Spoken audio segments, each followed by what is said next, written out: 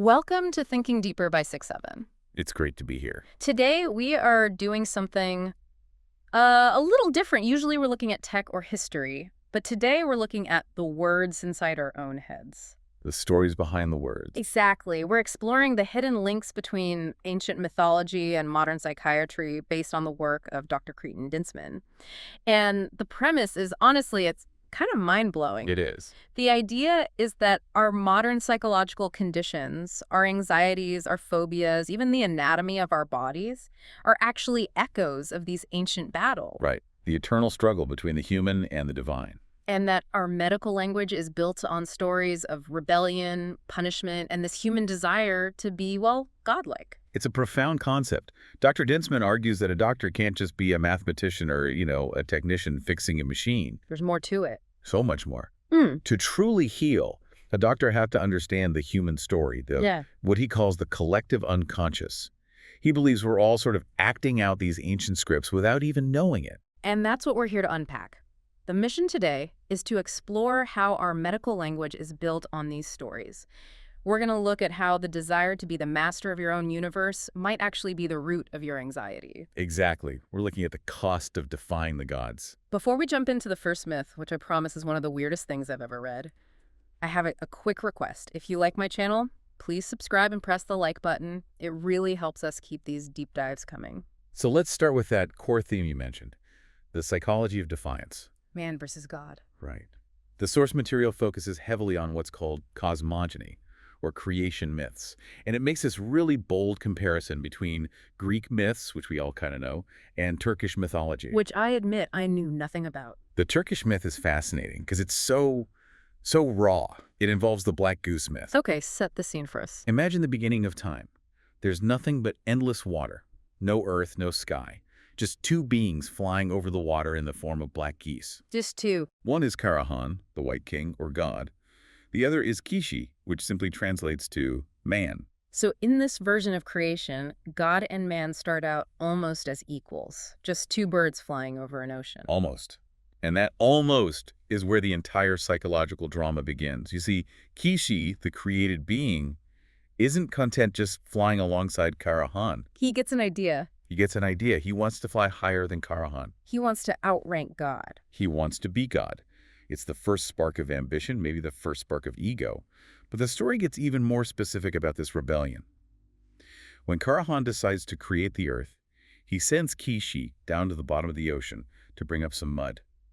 Okay, simple enough. Go get the building blocks. So Kishi dives down, grabs the mud, and brings it up. But, and here's the crucial twist, he hides a little bit of that dirt inside his mouth. Wait, what? He holds out on God. He keeps a secret stash. Precisely.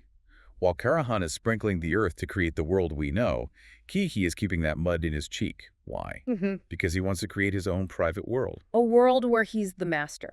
Independent of the creator's authority. Yeah, it's such a specific human detail. It's like a child hiding something from their parents so they can have one thing that is just theirs. It's the first existentialist act. Dr. Dinsman interprets Kishi as the first atheist, in a philosophical sense. He's rejecting the absolute monopoly of the divine. He's saying, I don't just want to be a part of your creation, I want to be a creator myself. Trying to build a reality where God isn't necessary. But I'm guessing this doesn't end well for the goose. Not at all. The dirt in his mouth starts to swell. It expands and expands until he's physically suffocating. He's choking on his own secret creation. He's choking on his own lies, basically. He is. He's forced to spit it out, and that spit-out earth becomes the ugly, jagged parts of the world's swamps, rocky crags. And for this rebellion, Kishi is banished. He loses his light and eventually becomes Erlik, the ruler of the underworld. So in this worldview, the devil isn't some fallen angel who hates us. He's a man who just tried to be independent. Exactly. And psychologically, this is a massive insight. The source argues this swelling in the mouth represents the burden of consciousness. When you try to separate yourself from the natural order, when you try to build a private world in your head where you control everything, you create suffering. You create an underworld in your own mind. That feels incredibly relevant to modern anxiety. We all try to control our little worlds, and we all feel like we're choking on it sometimes. That is the diagnosis. The desire for absolute autonomy creates the feeling of suffocation. Now, the source draws a direct line from this Turkish myth to a Greek one that's probably more familiar to us, Prometheus. The parallels are undeniable. Prometheus is a titan, but he represents that same human drive for independence. He sees humanity shivering in the dark, totally dependent on the gods for everything. So he climbs Mount Olympus and steals fire. And fire isn't just for cooking, it represents technology, right? Knowledge. Everything that makes us civilized. Science, art, mathematics, consciousness itself. By taking it, Prometheus breaks the divine monopoly on power. He's giving humans the tools to shape their own destiny. Just like Kishi wanted to shape his own world with the mud. He's basically the patron saint of human progress. He is, but look at the price. Zeus is furious. He chains Prometheus to a rock in the Caucasus Mountains. Every single day, an eagle comes down and eats his liver. And every night, the liver grows back so the torture can start all over again. It's such a visceral, gruesome image. But why does a psychiatrist care about this? Why is this in a medical book? Because Dr. Dinsman is suggesting that this is the root of the human condition. We're torn. On one hand, we have this drive for fire. We want to be the gods of our own lives. We want to control our careers, our relationships, our futures. But on the other hand, that separation from the divine brings deep, chronic pain. So anxiety is the price of admission for being a conscious human being. In a way, yes. If Kishi is the act of rebellion and Prometheus is the punishment, our anxiety is the eagle. We're constantly paying the price for our desire to be independent. We want to be gods, but we're stuck in mortal bodies. That is a heavy thought. But it leads us perfectly to the next figure in the source material. If Prometheus represents the punishment, this next guy represents the daily grind of living with it. Sisyphus? Ah, Sisyphus, the man who rolls the rock. I feel like Sisyphus is the most relatable character here. Wake up, roll the rock, sleep, repeat. We all have our rocks. But let's look at why he's rolling it. Sisyphus was a king who thought he was cleverer than the gods. He was a trickster. He defied death.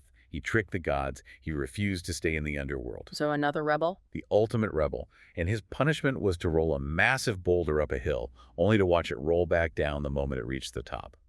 Forever. It sounds like the definition of pointlessness. It's the absurd. That is the key word, the absurd.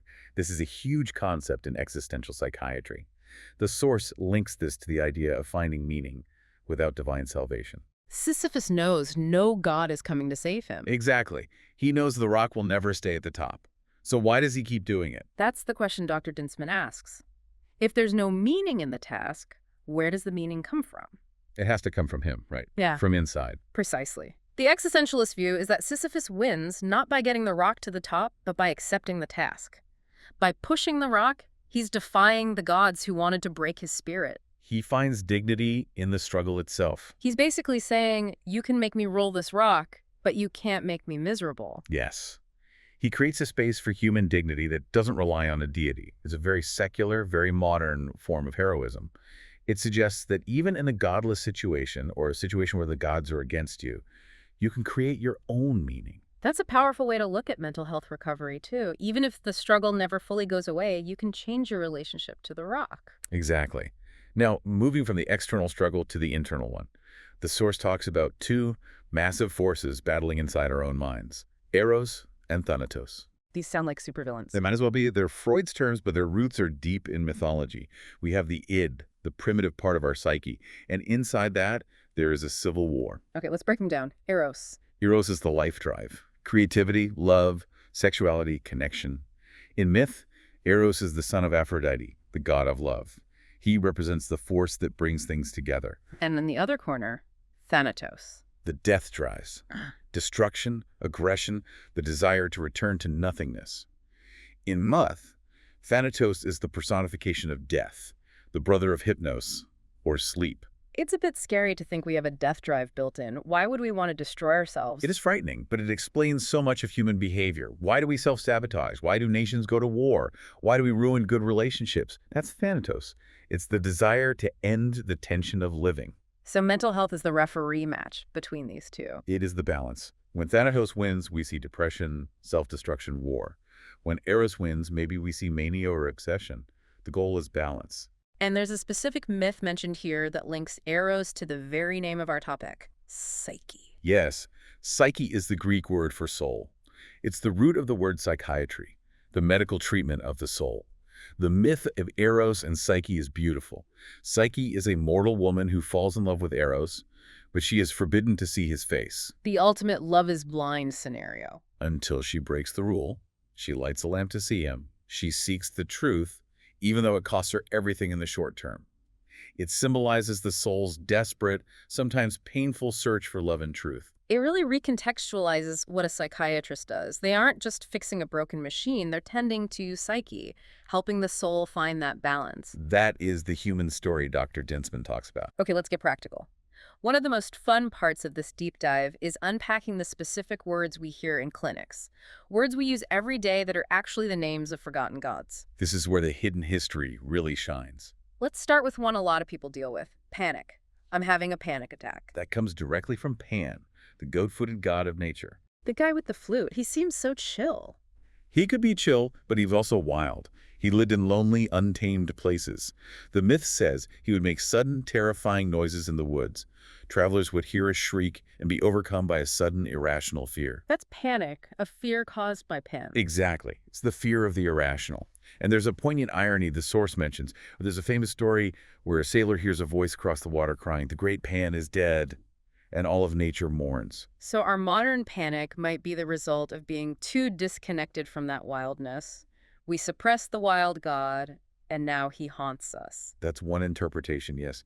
Panic is the wildness breaking into our ordered, civilized lives. Wow, okay, what about narcissism? We throw that word around a lot. We do, but we usually misuse it. We think it just means loving yourself. The myth is about Narcissus, a young man of breathtaking beauty. He rejected everyone who loved him, including the nymph Echo. I feel like Echo is the unspoken hero of this story. She is the tragedy. Echo was cursed, so she could only repeat the last words spoken to her. She couldn't initiate, only reflect. When Narcissus rejects her, he's punished by Nemesis. He sees his own reflection in a pool of water and falls in love with it. And wastes away staring at himself. But the psychological insight here is brilliant. Narcissism isn't just self-love. It is the inability to love an object outside oneself. That is a key distinction. It is. The tragedy of Echo represents the emptiness of interacting with a narcissist. She tries to connect, but she can only bounce back what he puts out. There's no real exchange. The narcissist is trapped in a closed loop. That makes the condition sound much sadder and more isolated. It's a prison. A tragedy of isolation. Let's hit a few more. Phobius. Phobos. He's the god of fear.